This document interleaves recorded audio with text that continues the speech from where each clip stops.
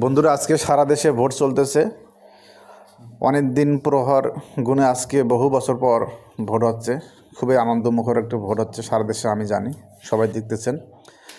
তো এটাই বলবো যে পরিশেষে দিন শেষে আমরা কিন্তু সবাই মানুষ, সবারই ফ্যামিলি আছে। দেশটা আমাদের, দেশটা কারো না, দেশটা আমাদের সবাইর।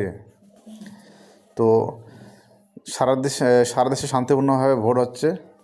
তো আমি বলবো ভোট চলাকালে শেষ হবে, ভোট রেজাল্ট হবে, আমরা ভোটের খুশিতে বা ভোট পরাজয়ের ফলে এমন কিছু না করি যা দেশের মানুষের ক্ষতি হয় এবং দেশের সার্বভৌমত্ব নষ্ট হয়।